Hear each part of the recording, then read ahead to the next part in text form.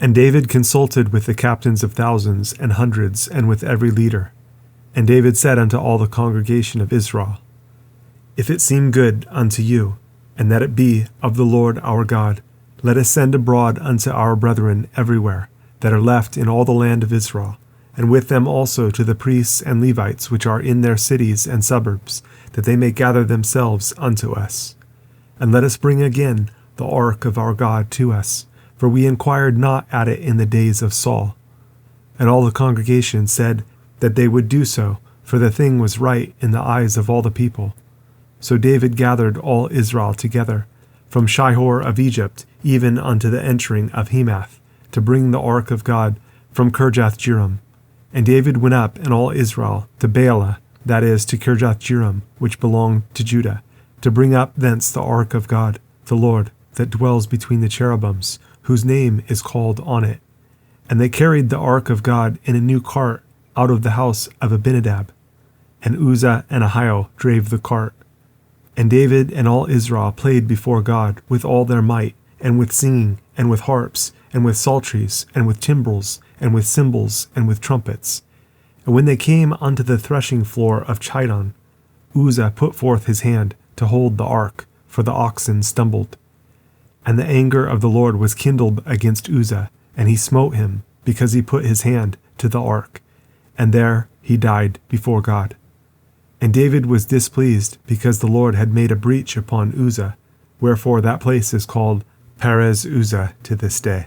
And David was afraid of God that day, saying, How shall I bring the ark of God home to me? So David brought not the ark home to himself to the city of David, but carried it aside into the house of Obed-edom the Gittite. And the ark of God remained with the family of Obed-edom in its house 3 months. And the Lord blessed the house of Obed-edom and all that he had. Now Hiram king of Tyre sent messengers to David, and timber of cedars, with masons and carpenters, to build him an house. And David perceived that the Lord had confirmed him king over Israel, for his kingdom was lifted up on high, because of his people Israel. And David took more wives at Jerusalem, and David begat more sons and daughters.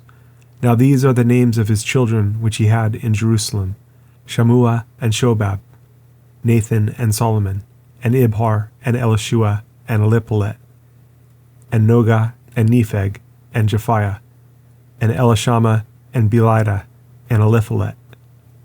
And when the Philistines heard that David was anointed king over all Israel, all the Philistines went up to seek David. And David heard of it and went out against them. And the Philistines came and spread themselves in the valley of Rephaim. And David inquired of God, saying, Shall I go up against the Philistines? And will you deliver them into mine hand? And the Lord said unto him, Go up, for I will deliver them into your hand. So they came up to Baal-perazim, and David smote them there. Then David said, God has broken in upon mine enemies by mine hand, like the breaking forth of waters.